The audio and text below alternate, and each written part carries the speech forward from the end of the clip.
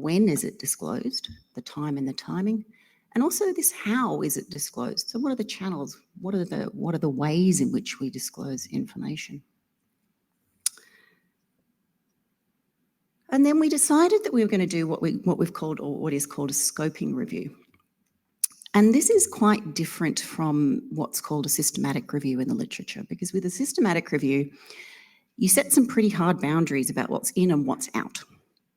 And then you look at the sort of the if you like, the demographic characteristics of what's in that within your scope. So you talk about the number and the context, the types of research, and you generally make some kind of assessment of the quality, or the number of citations, or how useful a particular piece of research has been. But instead of doing that, we wanted instead to look at the breadth and the range of the literature around disclosures. And we wanted to get the widest possible set of data.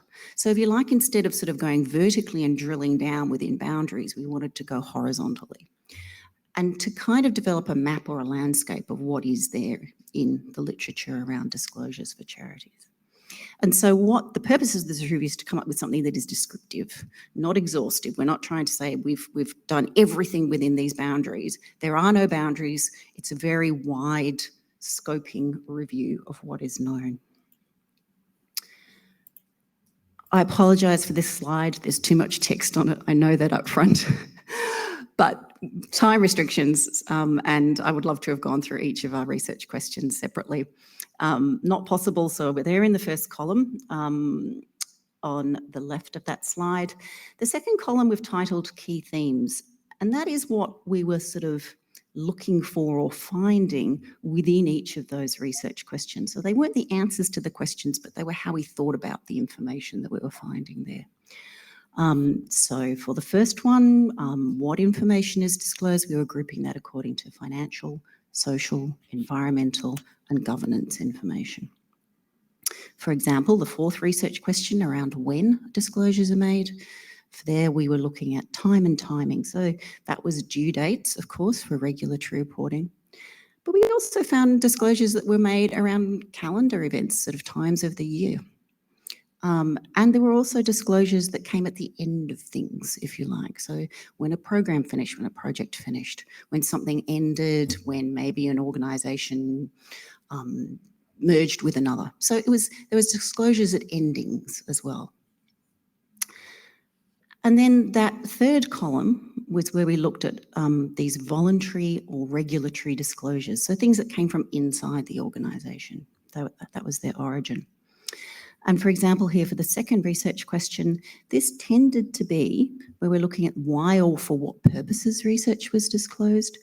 This tended to be around things like narratives and stories to engage people and maybe get future donors and financial sustainability.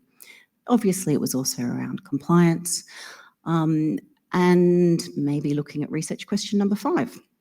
And involuntary disclosures, this was an interesting one because how information was disclosed out from sources outside the charity could be via regulators' websites again. So the ACNC, for example, reports misconduct by charities or deregistration of charities for non-compliance. But there are also social media posts about charities where information can be disclosed. You might have journalists doing overviews of charities. And then there are other benchmarking websites, things like Glassdoor, which collects employee views on organisations.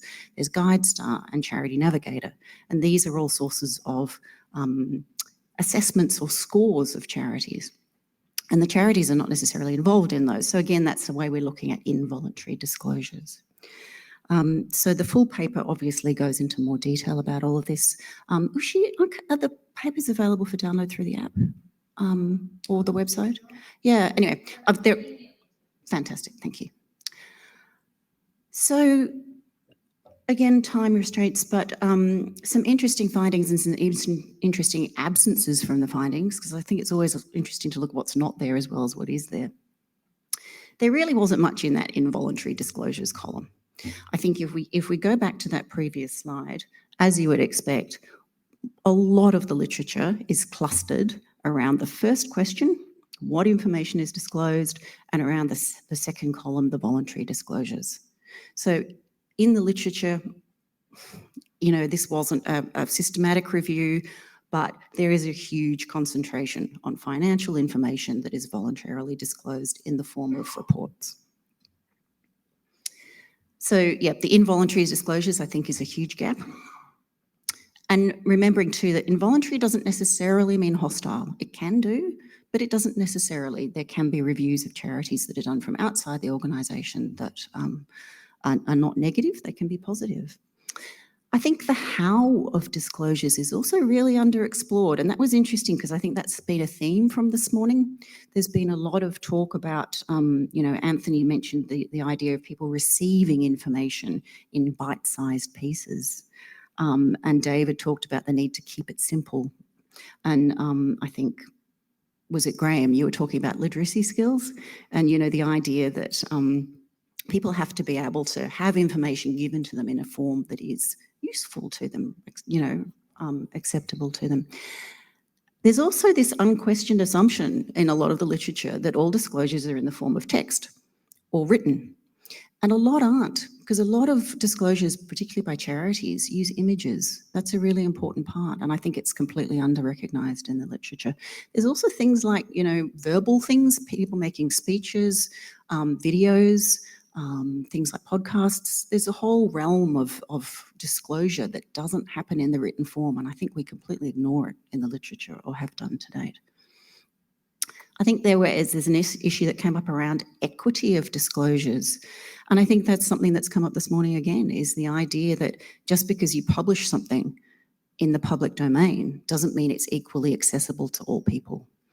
And I think that making disclosures much more available to people who can't pick up a financial statement and read it, that's something that we need to look at as well.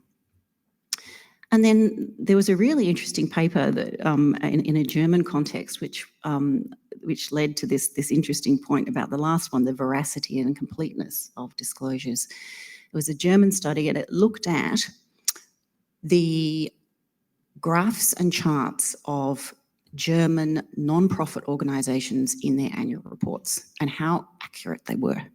And the findings were very interesting, because they largely found that the graphs and charts completely misrepresented the financial data that was in that same report.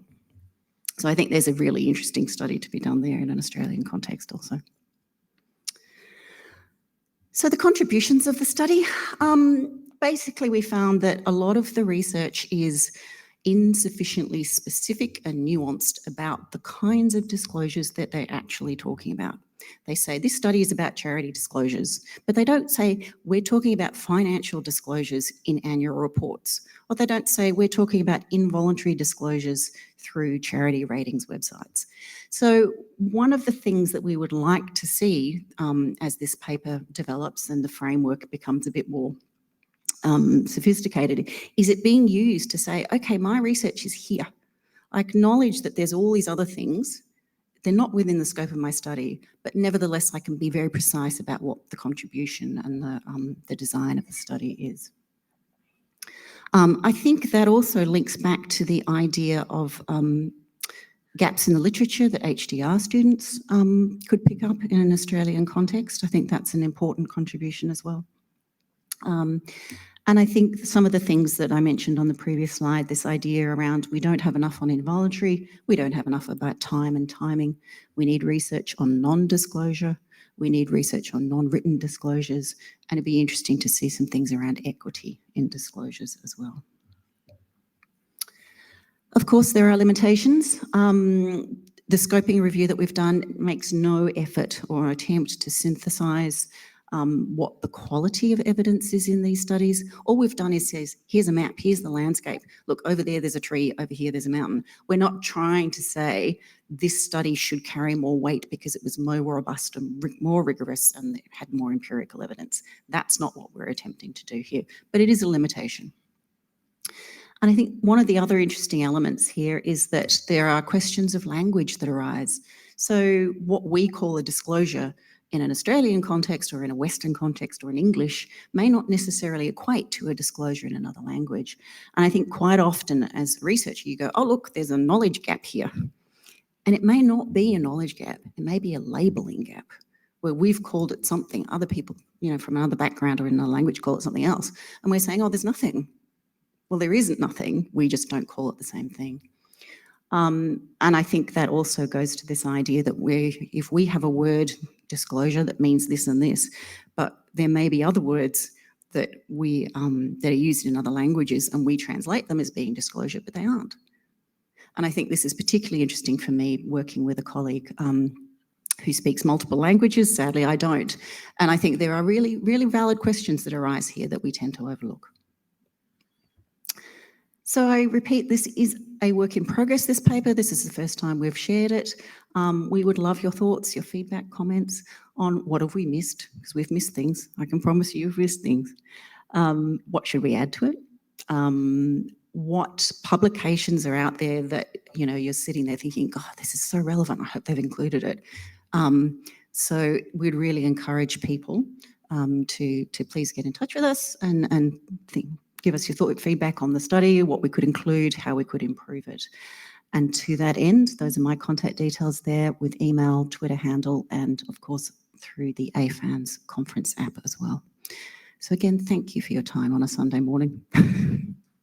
And look forward to a good discussion. Thank you.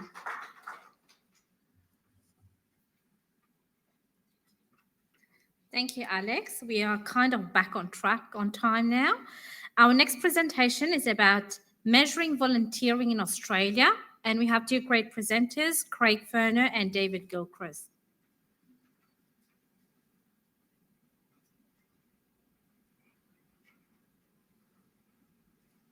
Well, good morning, everybody. And I want to echo Alex's comments. We've given up your Sunday morning, so hopefully, and just want to thank you very much for that.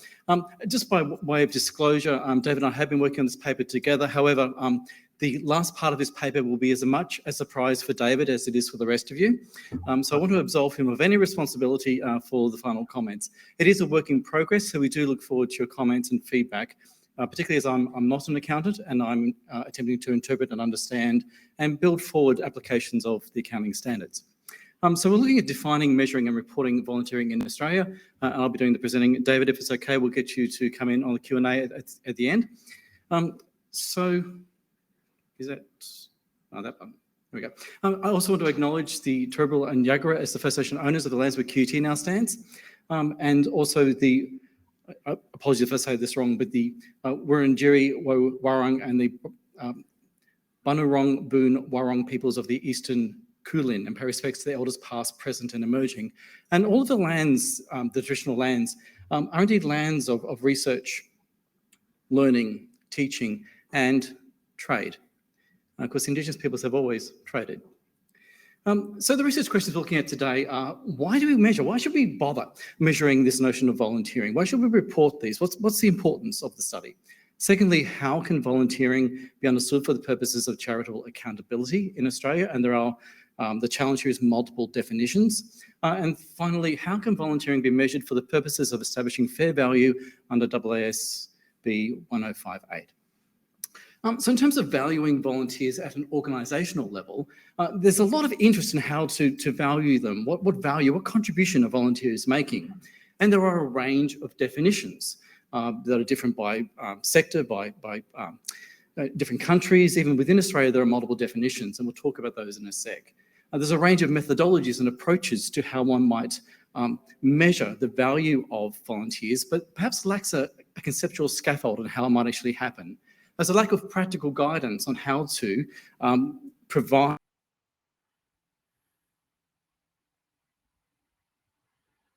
built upon some sort of a conceptual framework, and really hoping to draw upon AASB 1058 and AASB 13 to do that. And as a result, volunteering is probably underreported and under. So research question one, why should we bother? Why would we want to measure volunteering or report on these measurements? And there's a couple of reasons. One, we want the contribution of volunteers to be fully acknowledged. Secondly, we want to develop organisational level measures that are appropriate for the Australian context, because that may not work in other contexts. Volunteering needs to be noted in financial statements, particularly, we talked about the importance of volunteers in aged care centres. What happens if those services were not available? What would be the risk for people, for clients in those contexts? It's highly important to value processes both for government and for charities, and it may help to establish the true cost of service delivery. So we need to price cost accurately, and to assist users to make informed judgments about the contribution of volunteer services, which of course is embedded in AASB 1058. So research question 2, it's important that we do it, but what do we mean by volunteering? And there are many definitions, and the issue here is the N of your volunteers changes depending upon who's in and who's out. So if we have a look at the Volunteering Australia, so volunteering is time willingly given for the common good without financial gain. If we look at ATO, it's more what they're not. You've got to guess the rest. So a volunteer does not work under contractual obligation for remuneration and would not be an employee. So you hit the AASB. Notes volunteer services are services transferred by individuals or other entities without charge or for consideration significantly less than the fair value of those services, either voluntary or compulsory schemes operated at the public interest. For sake of time, I won't go through all of these, but if I wanted to just draw a couple of notes. So Volunteering Australia says that volunteering is willingly given. It's free agency. However, under AASB, either voluntary or compulsory. So it includes community orders, court orders for people to do work. It could include, hey, we're going to go and clean up a roadway today. It's a corporate volunteering. You have no choice. So this becomes around agency. A second area of difference for Volunteering Australia without financial gain under AASB, significantly less than fair value. So there may be, in fact, a remuneration, a benefit, a stipend, but it's less than market value, which is a different thing to no financial gain. So what we've done is we've drawn upon a fairly old paper by Cannon about the dimensions of volunteering. And Cannon basically said that there are these different dimensions. One is around agency, from free will through to being obligated. Remuneration, from no remuneration at all through to stipend. For structure, formal through an organisation, or informal, so completely unstructured, like spontaneous volunteering following disasters. And then beneficiaries. Is it the individual? Could you volunteer for friends and relatives, or for the self? I'm doing it purely for self-gain. And when we map those, I've done a thematic analysis of the different definitions. I won't spend a lot of time on that, but suffice to say, none of the definitions, either through International Labour Organisation, ATO, ACNC, AASB, or Volunteering Australia, none of them match up. They're all different. But the key thing is probably this top section, the issue of agency and remuneration. There is this, we're looking at organisational reporting, so spontaneous volunteering is out of scope because it's not conducted by an organisation. And all of them actually agree that we're looking at public good through organisations. So if I was to graph that, and it may be a little hard to see around the dimensions, you can see how there are different extent to which these different codes or ways of thinking about volunteering can be understood.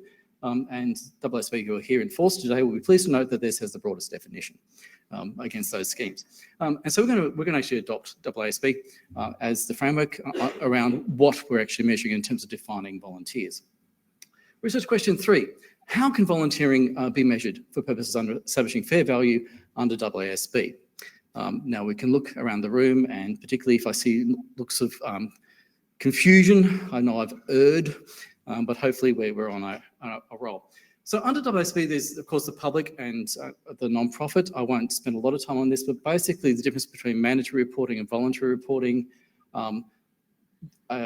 In the standards, you have volunteer services or you have a class of volunteer service, and that will become important when we get down to the actual valuation piece. Both as an asset and an expense, both are saying when we can get to fair value, which of course is why we have to go to AASB 1.3. And when is it recognised for the public sector? It will only be counted if the services would have been purchased, even if they had not been donated. So there is like an intention to go to market. Whereas for a non-profit entity, whether or not the services would have been purchased if they had not been donated. So it's a broader scope. Definition of fair value. The price that would be received to sell an asset or paid to transfer a liability in an orderly transaction in the principal or most advantageous market at the measurement date under current market conditions, i.e. at an exit price, regardless of whether the price is directly observable or estimated. For the sake of time, I'm just going to focus on a couple of things: the notion of orderly transaction, the principal market, what is actually the market, and finally, the pricing mechanisms. So, nature of orderly transaction. The nature of volunteering, like donations, is the transfer of assets. It's not an exchange for accounting purposes, at least as I understand it. Not an accountant, hope I got that right. And I'm hitting the wrong button. So typically volunteering is seen as a donations of wages or time. So it's seen like a HR. But what if that's wrong? What if that's actually not the market? What if we reconsider services, the notion of services? So WSB talks about classes. There might be different types. So volunteering hours might be one, but are there other types of services? ATO says it's not a contractor or a worker, it's something else. So what if the orderly transaction for volunteer services was for more than hours and included other types of services? So when we think about going to market, a typical organisation, what services does it buy? It could go to a labour market organisation and purchase. Somebody didn't turn up, the secretary is away, person on the front desk is away, the cleaners don't turn up.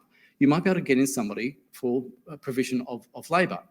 So we're looking at classes or types of services. But there are other types of services we can get in. We get somebody to design a logo for us. We can do somebody to do a marketing campaign. We can think about our board members might indeed be paid an hourly rate, or they could be given a stipend. So we can't value the contribution based upon hourly rate, but perhaps on another measure, which is perhaps around the provision of services. And sometimes we actually outsource end deliverables. So I recently had a chip in my car. I booked in with RACQ and another bloke turned up because they outsourced it. They didn't have the capacity to deliver the end services.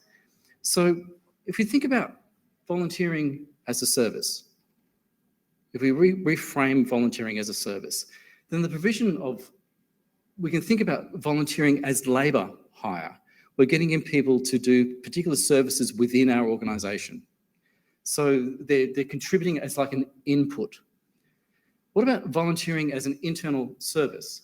So we get volunteers provide marketing, or they provide research, or they provide corporate services, or they provide, if you think about a board member, really is the value that a board member provides just the hours they're sitting? Or are they providing value beyond their hours, their access to their network, their expertise? Are they on call like having a retainer? And finally, the provision of net benefits. So, volunteering as delivering of an external service. So if you think about sometimes how reliant we are upon end service delivery, is that just about the hourly rate, or is there a higher value being delivered? So this relates back to what we understand is happening within the third sector. We're seeing volunteers are more cause-related and episodic. They're less committed and they behave less like an employee and more like somebody who will work for a labour hire company and will go and do work for different people. When we think about provision of services, there's an increased professionalism and micro-volunteering. So you can go to a site, they don't work for you, they perform an activity for you. They deliver value based upon an end product or service. So they might provide you with a strategic plan or a SWOT analysis for a flat fee, not for an hourly rate. So the basis of pricing becomes different. Or if you think about shared service provision. So many charities share location. They're involved in collaboration and networking. They provide an end service in collaboration with other people. Or they might even work for profits and not-profits or government together. So is the pricing appropriate on an hourly rate, delivery of service, or actually the provision of a net benefit? So if I was trying to reprise what this means, this notion that volunteering is time, if the logic holds and the confused faces on the AASB hopefully go away, are we thinking about volunteering services as services? So it's reconceptualising how we're thinking and pricing volunteering. So we're relying upon this bottom piece. And for Volunteering Australia, trying to get people to think about giving their time, doing good, not asking for money, doing it for other people, that's important for volunteering. But when we're trying to price volunteering as a service within an organisation, it might be a different logic. We need to, as I said, base ourselves more on the AASB understanding. So what we end up with, if we follow that logic, is a differential pricing model based upon the principal procurement of service markets. That's a big word and it needs work in progress. So if we think about the means of production, out in the literature, mostly this is around an hourly rate. And by the way, Volunteering Australia is beginning to function more like a labour hire organisation. Because recently, in any of the disasters, you could go online, you could book yourself in, they would do a matching service between the skills that somebody has and the needs that are in the community. They'll do background checks. So they're behaving more like a labour hire company than simply an employee. And those people can come and go, they can micro-volunteer, they can come, there's no commitment. They're behaving like labour for hire. There is a fee-for-service model. And so this is not about an hourly rate, but sometimes when we go to market, what we're actually charging for is the provision of a service or a product. Or there is a payment by outcome, which of course is very prevalent in the third sector.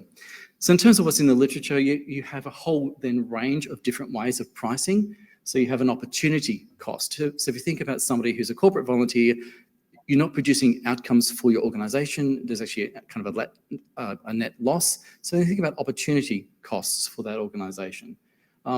If you had somebody and you knew, like it's a nurse providing a volunteer service as a nurse, you can benchmark the professional rate. So fair value becomes easier to establish. But there are other ways of thinking about things. So national minimum wage, national average wage plus reasonable cost, a whole range of different definitions out there. You think about provision of services. If somebody gives you a marketing plan, or they come and they provide a service, like they speak, often that's a flat rate. Again, a board retainer may be a better way of thinking about pricing.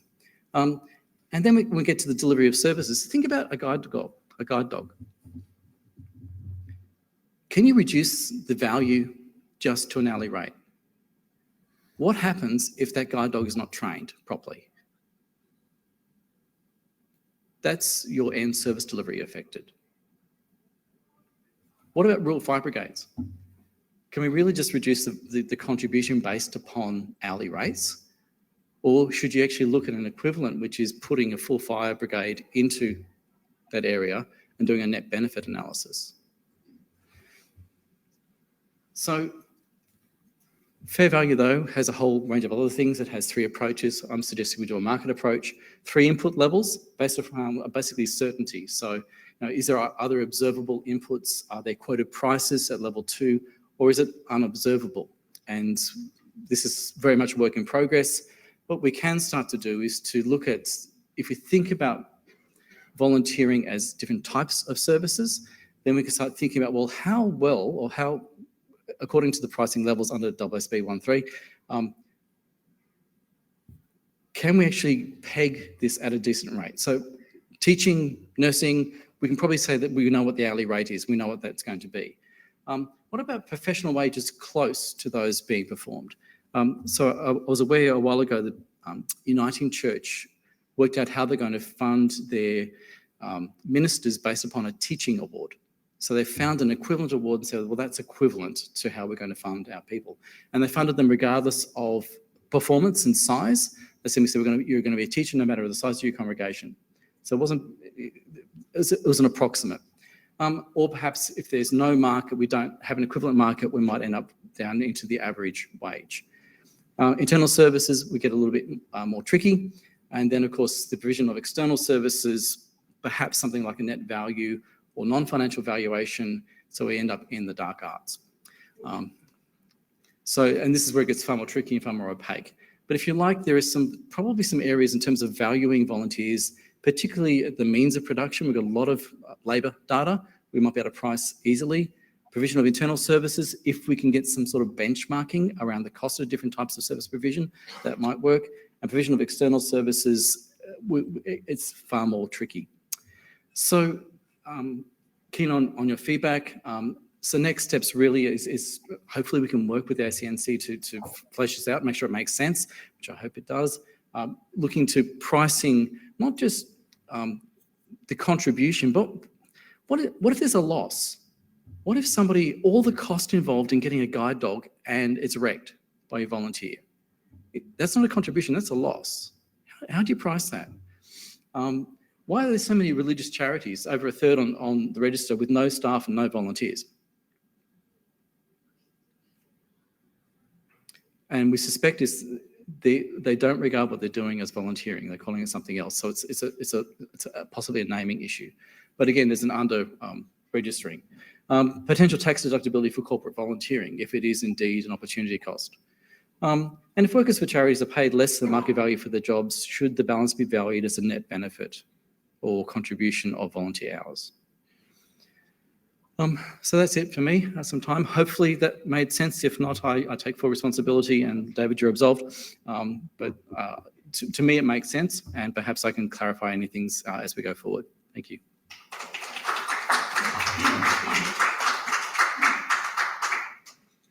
Thank you, Craig, for this amazing presentation. Our last presenter is David, and he's going to present on the welfare state, prerogative or necessity, a prospective research agenda.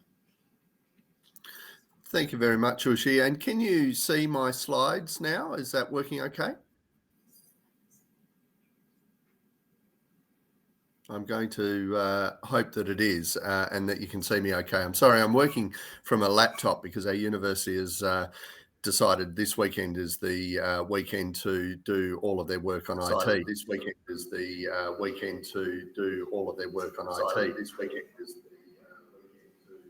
So I want to talk about the welfare state today, and I think my presentation's probably ambitious on two fronts. The first front is that this is a very big topic, and to be able to present it in 20 minutes, I think, is quite a ask.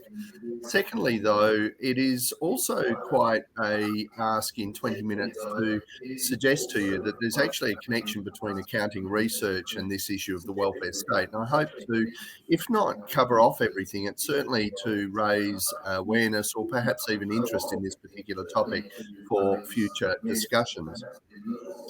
First and foremost, I would like to just talk about the challenging of the welfare state, which we've experienced in many developed countries around the world, including in Australia and New Zealand. I want to talk about the cult of markets, and I hope I'm not being too pejorative there, but I guess in the context of the welfare state and the extent to which the term welfare state might or might not be a pejorative, I think is really an important aspect of our understanding of the impact of the welfare state over time and how the use of markets economics and markets rhetoric has perhaps dissolved or at least diluted the progress that we've made under the welfare state up to this point. I also want to talk a little bit about impacts on potential accounting research, but hopefully also as I go through my presentation, the impacts on accounting research or the relevance of accounting in this context will become apparent. And of course, any questions or comments both in the question session or outside of the session, I'd be very delighted to take. At the end of the day, what I do want to say is that this issue of the welfare state is not a non-profit question per se. Non-profit reporting and not-for-profit organisations, charities are a very big part of the welfare state issue, but this takes into account government, the not-for-profit sector and the broader community as well. And I hope to demonstrate that in the 20 minutes that's allowed to me. Okay, first and foremost, just so that we're all on a bit of an appreciation of the welfare state and what it has done. Obviously, the welfare state, or perhaps not obviously to people, but the welfare state sits somewhere between socialism and capitalism in the context of the way a state might organise itself to be able to support its communities. To that extent, in the UK, we know that in 1942, the Beveridge Report was written. That report was a really extensive plan about the establishment of the welfare state within the UK itself. And that welfare state plan introduced things like the National Health Services, for instance, which I'm sure everyone's aware of, and I'm sure everyone has a view about whether or not that has worked well or any better or worse than other countries' health systems. We're not really here to debate whether that's the case, but I would imagine people would have a view on that. The other thing to remember is that the UK went through significant post-World War II reconstruction after 1945 that took it up to about 1955. And so there was not only the war period, but a significant period of reconstruction in that subsequent period that had an impact on the nature of the welfare state in the United Kingdom. In terms of Australia, we also took up the Beveridge report, having a Labor government during the war and then having a Labor government up until 1948, where we also undertook post-World War II reconstruction. These things are really important to consider in the context of the establishment of the welfare state. And I think we carry baggage formed by this particular experience even today, where we have expectations about what government does and how it does things. Again, I'm being very, very truncated on this, so I'd be very happy to come back in due course. If we compare that with a country like Singapore, Singapore left the Malaysian Federation in 1965 to become its own nation. It was also impacted by war, but it had a different outcome compared to that of the UK and Australia. And of course, we need to think about the USA too, which created a significant welfare state in terms of the New Deal in the 1930s. That is the reaction to the Great Depression. But where do these countries sit today in terms of this idea of welfare state? Well, certainly the UK practices state socialism and is a welfare state. Australia does as well, and there might be some comments or queries about this in the context of question time or outside of the session, which I'd be really happy to chat about as well. Singapore, on the other hand, involved state capitalism rather than state socialism to build its economy. And there's no doubt that it's been very successful in that regard, but there are some issues around how the population in Singapore has fared under that context. What is probably less understood is that the USA is also considered to be a welfare state and has implemented state socialism since World War II in a number of areas. And we see quite significant debates about that, particularly during the Obama years. But I wanted to give just a bit of a context of Australia in terms of UK, Singapore and USA, as you can see there. New Zealand sits largely in the context of welfare state as well, but I'd be happy again to pick up the discussion around New Zealand in question time or outside of session. Why is this an important issue? I think it's an important issue because the challenge to the welfare state, or the idea of having a welfare state, and why I term this a pejorative term, is because there has been a move, as we all know, over many years towards emulating markets in the provision of welfare services. So things like aged care and disability services. In Australia, we've had some recent Royal Commissions which have shown up quite distinctively, I think, that there has been systematic failure, or rather systemic failure, in terms of these two very, very large and very, very costly welfare programs. The problem of emulating markets, I think, goes some way to enforcing that systemic failure. What does it do? I think the cult of markets does a few things. Firstly, market economics comes naturally to people in the developed world. We all talk markets and we all understand how markets work. We kind of grow up in that environment, and therefore we have this perspective, or we consider the allocation of resources from a market's perspective, even if we don't have an economics background. And so I think this is a really important base point or starting point to think about. Second is that since the 1970s, we've had new public management in government that has really seen much more commercial modes of management and reporting and other things in the context of the way government might hold itself. And I'll come back to this point shortly. The other thing that we've seen probably more recently, but certainly in the last 15 years, is the development of what we call quasi-markets in terms of not-for-profit social services delivery. Aged care and disability services in Australia are two, pardon me, two very good examples of this particular issue. And again, I'll come back to quasi-markets. What is most important, though, is that all of these happenings are indicators of the market economics, and certainly the rhetoric of market economics being in a primary position in terms of our discussion around policy and that policy implementation in Australia particularly.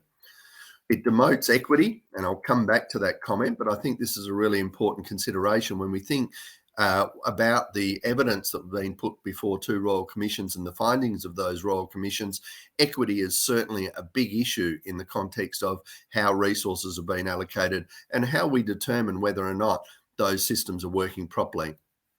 And then finally, I think it also demotes public transparency, and particularly because we can't find, or we find it very difficult to identify information that really demonstrates whether the programs that are being funded by governments are actually delivering the outcomes that we're looking to deliver.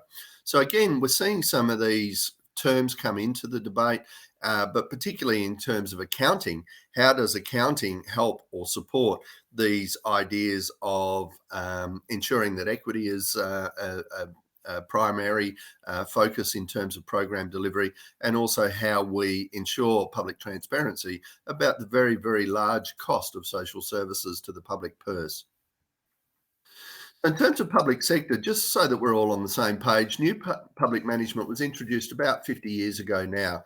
Reagan and Thatcher, so President Reagan of the US and Margaret Thatcher, Prime Minister of the UK, really kicked off this process of making sure that the public sector was as small as it could be, but using frameworks thought wanting in relation to efficiency and effectiveness issues around the public sector. And I'm sure people in the room would have a strong opinion in this regard in relation to the public sector.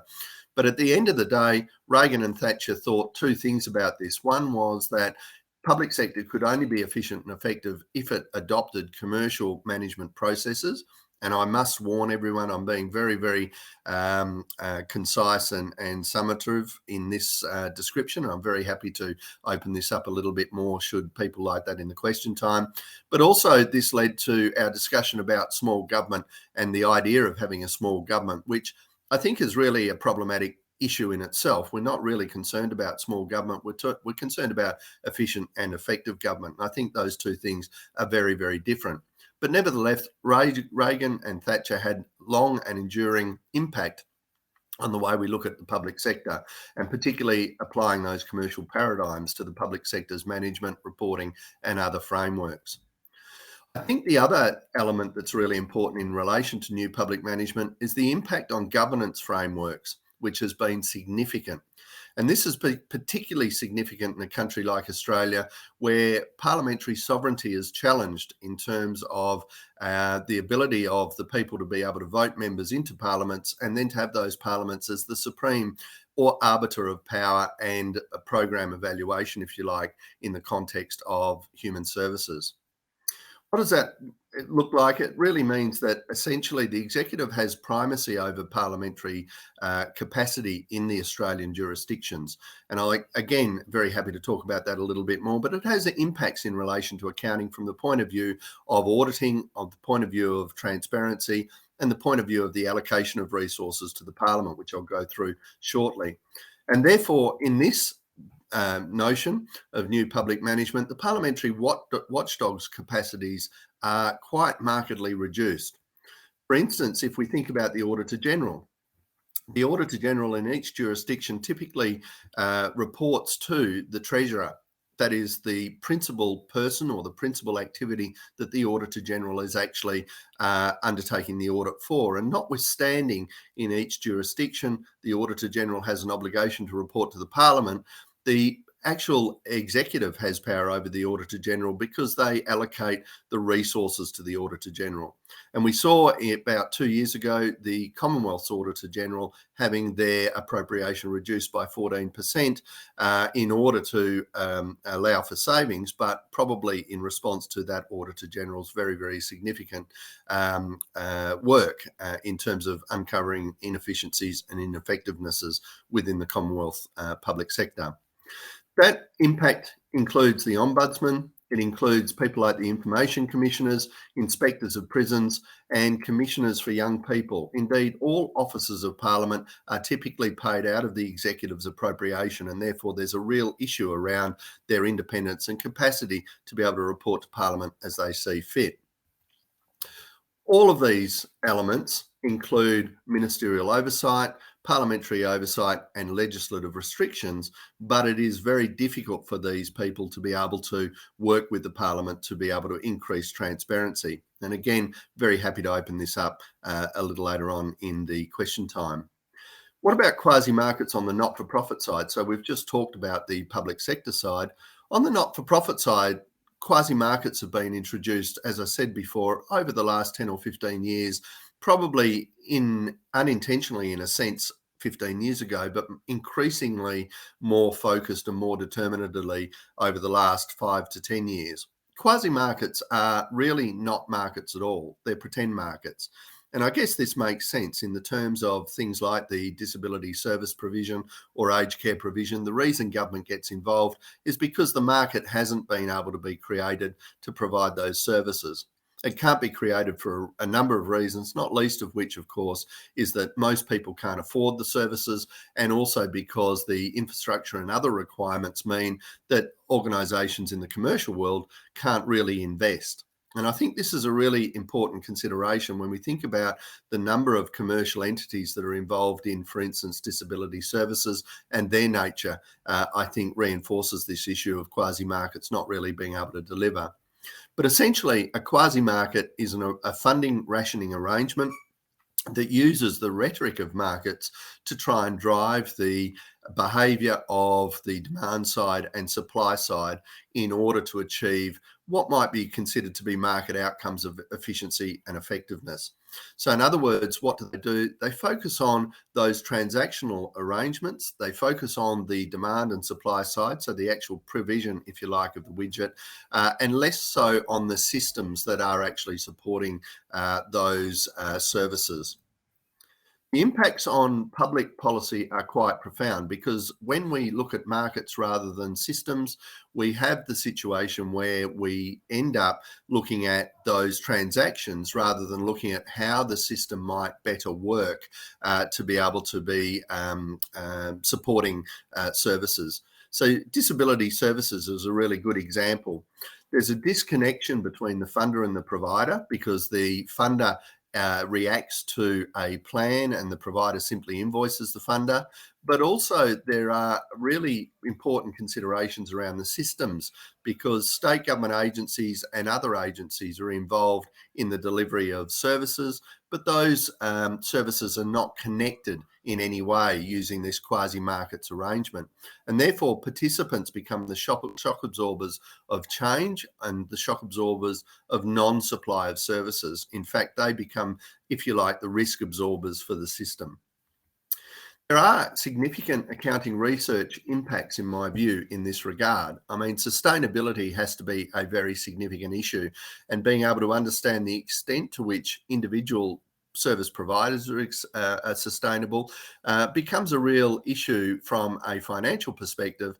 But I would argue that, in fact, sustainability in the context of human services delivery is much more importantly focused on the ability to continue to provide services and goods at an appropriate price, but more importantly, perhaps at appropriate quality, particularly clinical quality, so that those users of these services are able to rely on the services and feel comfortable at the end of the day that they're going to be able to get those services when they need them. I think the other element that's really important is the going concern element. One of the key lessons, I think, that comes out of the Royal Commissions into aged care and disability services is the fact that the pricing structure is not actually connected to the comprehensive cost of service delivery. It's connected to the amount of money that is available to deliver those services. And so this becomes a real issue for going concern, and again for that sustainability, when we consider that those people who receive the services are the people that are going to have to deal with those services or manage those services over time. And so at the end of the day, I think going concern becomes an issue because there is no connection between that funding rationing amount and also the service delivery priorities as concerns the service provider.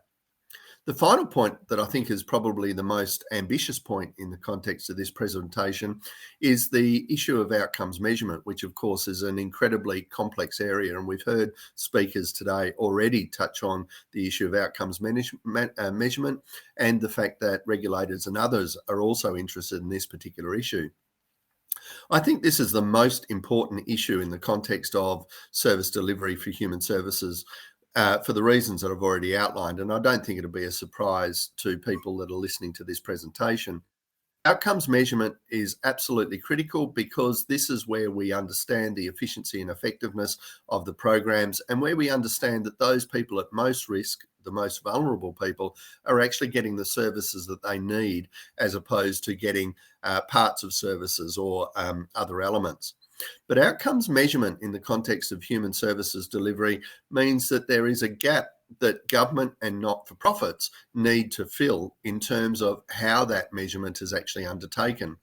In other words, I guess one of the things that I really want to leave you with in relation to this presentation is the idea that when we think about outcomes measurement for human services, we've got to break out of the idea of individual service deliverers as measuring their outcomes, which is obviously important for those people that they support, but getting to a level where we can actually think about systemic outcome measurement. What is the whole system delivering? Where are the gaps or the issues in relation to that system delivery? And how can governments and not-for-profit organisations work together to be able to develop an outcome that's going to achieve the measurement requirements to be able to give us transparency around the system of service delivery, not just the individual elements of service delivery?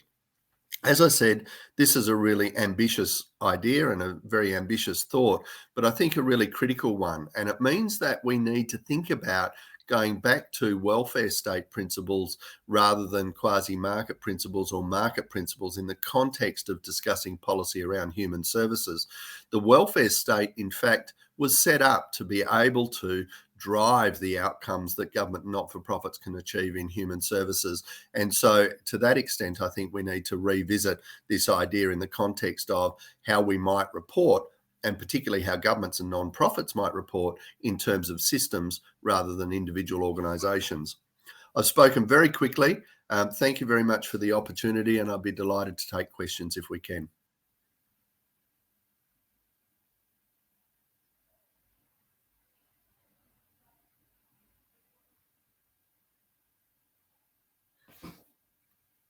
Didn't have enough time for question in between presentations. So any question relating to any of those first 4 presentations would be most welcome.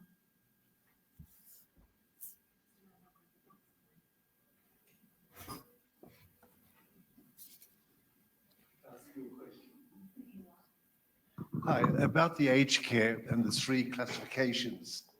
Did you do any physical, like operations? Let's say, for example, we've got 100 beds. During the year, we turned over 269 people. Average stay 13 weeks, which means that from the time of coming and time of going out, is there a difference between for-profit or profit centres and, let's say, the not-for-profit centres? Basically, the duration of stay in the aged care centres. Thank you for your question. Yeah, I'm only talking about not-for-profit, so I'm not doing anything about for-profit. I think in my future studies to compare those two. Is there any information in the not-for-profits about the average? That is another finding of my research, where the information disclosures about not-for-profit, specifically these aged care organizations, very poor.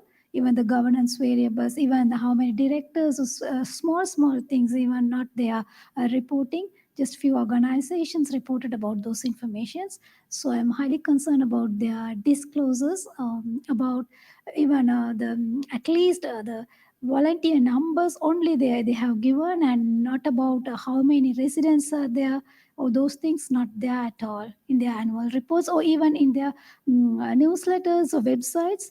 Those informations were missing. No operational measures.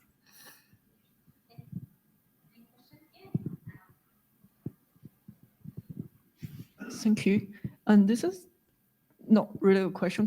It's for Alex. And thanks for the presentation on the paper. I think that's very, very relevant to what we are doing for the Tier 3 reporting framework. I have a couple of clarification questions. I'm sure we'll get it if I read the paper. Sorry for that.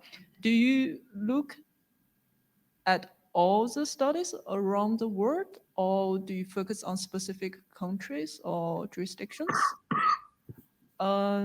Yeah, we are definitely particularly interested in the Australian studies, but when we were doing the staff paper and our own research, we also look at 6 or 7 comparable jurisdictions, which we normally refer to in both for-profit and not-for-profit. So if you have anything on those jurisdictions, that would be wonderful. And also, there are some attributes we are more interested in, for example, the size of the entities, whether there are any differentiations between small, medium, large, and in terms of what information they disclose, probably more detailed in terms of any specific type of financial information, income, expenses, or anything else. Yeah, I guess we can check more in detail afterwards, but thanks for that paper. Thank you, Alex. Thanks, Al. So in doing the scoping review, it would be lovely to say that we considered literature from anywhere. In practice, did we? No, we considered literature in English. So, and I think we have to admit that cuts out an enormous amount. And it's one of those unspoken things in literature reviews that are published in English, is that almost always they don't consider literature from published in other languages. So I do think that a lot of academic journals do have a bias towards publishing studies from particularly the US, just based on their own location as journals and their publishing companies. So yes, I would confidently say that the scope of the papers that we considered would have been dominated by studies done in the US and based in the US, with some also sort of Canada, Europe, UK. So that's something that I fully acknowledge is missing in our analysis, and it's something I think I alluded to in the limitations. And I think there's a lot of work to be done in talking to not only researchers but also regulators and standard setters who look at charity disclosures in other national contexts. In return, in terms of the type of information that's disclosed, sort of trying to sort that by the characteristics of an organisation, so be that size or perhaps purpose. Are they in an aged care setting? Are they in a disability setting? Are they an environmental charity? I think there's that would be interesting as well. My guess is that the welfare charities dominate in terms of the literature. And that if you did sort by sector, you would probably come up with some quite different results around what information is being disclosed and to whom. But that's kind of a very unresearchy gut feel. Thank you, Alex. Question for Graham. Thanks, Lucy. My question was for David. I found that very fascinating talk about the welfare state. Thank you, David. Thank you. I better be careful here. I might be giving my age away because I remember at the time being a very young Australian travelling overseas and living for 9 years in the UK. And Maggie Thatcher came to power. I remember it very well. And the Falklands War. Yes. And waiting for the argy-bargy submarine to come down the Thames and bomb London Bridge or whatever. But that's an aside. I was just interested. I understand about the small government environment that came in and privatisation. And I remember coming back to Australia and things changed. They were commercialising public organisations. Yes. Steering away from cash accounting to accrual accounting. That was a big change that happened. Yes. And corporatisation, Commonwealth Bank, Qantas and all that happened. But I was just wondering, David, are you looking also at the fact that the political persuasion of those politicians at the time was a big influence on that small government environment coming in because of their background, their political persuasion? They were very much into free enterprise type of markets. Yes. Thanks. Yeah, look, that absolutely, from a historical perspective, you're absolutely correct. And getting Thatcher and Reagan working together was a very, very profound impact globally on most countries, not just on the UK and the US. But I would say too that I think it's almost regardless of political persuasion now that those mantras of small government, markets, market economics and so on are alive and well regardless.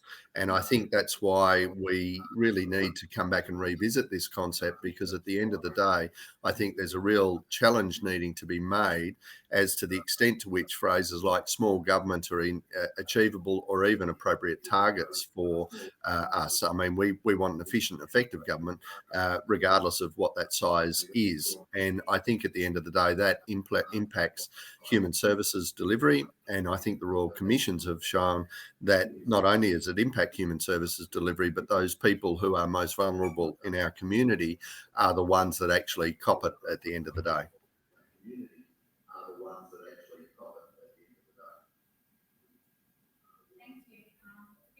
Full of time, and that most people have been sitting here half a day on a Sunday. I think it's time for us to break for lunch. And if you have any question or anything, feel free to discuss it during lunch, or let me know and I can pass it on to the speakers. Thank you, everyone.